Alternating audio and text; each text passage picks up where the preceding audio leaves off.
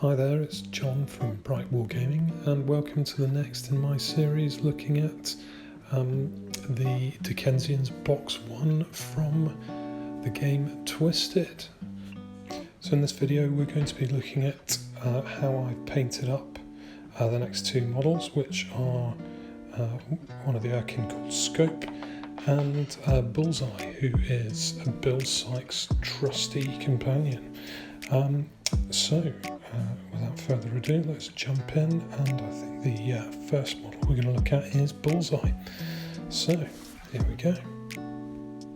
So, Bullseye I'm going to do in white, but the way I do my white in order to get it nice and deep, because painting white's one of those tricky colours, is I start off with a layer of beige, or in this case Sandry Dust from Citadel, which I then treat with a layer of Agrax Earthshade to give it that dirty, mucky look, and then I put a relatively thick dry brush of white over the top. So once I've got that, I've then gone and picked out all the leathers in leather brown. Quite simply, I prefer leathers in brown. It gives me more options for getting some depth to the colours. And then I've blocked out all the basic metallics in a gunmetal, which is just a good base colour for all the metals. So at this stage I was thinking that the silver wasn't contrasting enough with the white of the body, so I just did a little bit of detail on the top of the bottom of the thing on Bullseye's back in brassy brass before hitting it all with a coat of Agrax Earthshade.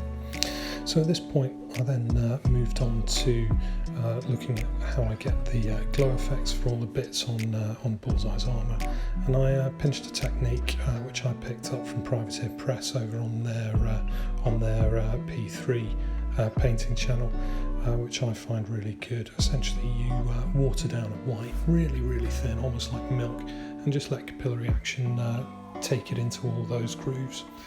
You then do exactly the same thing, working from light through to dark with the colour that you're trying to get the glow effect for. So in this case I hit the whole thing with yellow and then hit the ends with a hot pink.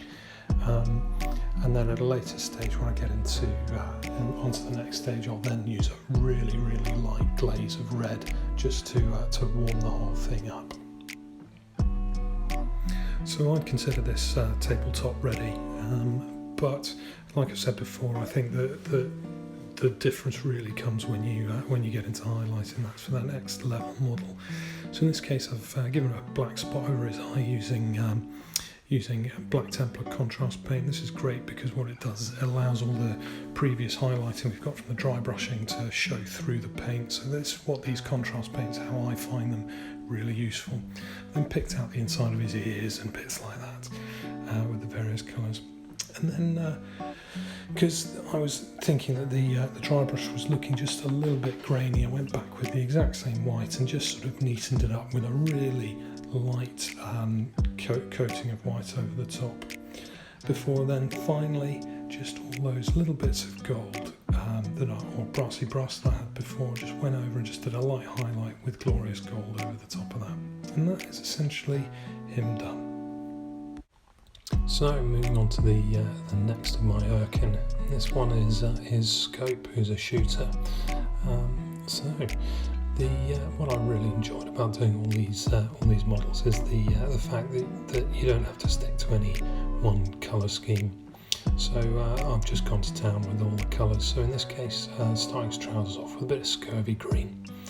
Then I decided to give yellow a go, and I've not had good results with yellow to date. It's one of those really tricky colours that I've never really mastered, but I thought I'd give it a go. So in this case what I've done is I've just given a layer of Stonewall Grey just over his shirt before hitting it with a moon yellow, which is quite a cold sort of lemony yellow. So once I've done that, I then thought, right, okay, a nice contrast colour to that is a good dark purple for his cape, which I think comes off really nicely with the other colours that he's got. Now that's most of the sort of the basic base colours sorted for him. So what I won't do is I won't talk you through all the different colours that I've painted as I've gone. So what you can do is you can just sort of follow it with a video, and you can pick it up as you go along. But this guy's a really wicked model to paint, and he's been lots of fun. And what I'll do is I'll pick it up around about here after I've chucked some Agrat's Earthshade on just to talk through how I've highlighted the yellow. So what I did was I then hit all the high spots on the yellow with a white, before then going back over that with the moon yellow, which then brought up that really nice colour on with the yellow, and I'm really pleased with how that's come off. Purple was pretty good as well. Just nice and straightforward using the purples that I had to hand. Now the final piece of highlighting that I did was just get the lens piece sorted, which I just picked out with a dead white and electric blue just to try and get a bit of a lensing effect. And then finally I had a slightly warmer yellow, so a sun yellow, which I then just went over the extreme high points on the yellow just to make it really brighten up. And then so that should take us on to the final models, and that's where we are with them. So I'm really pleased with how they've come out.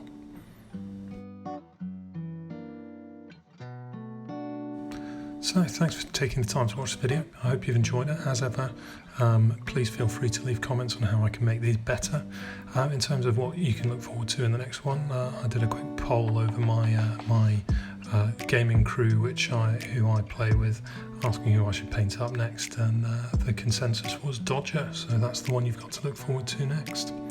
Right, take care guys, have fun.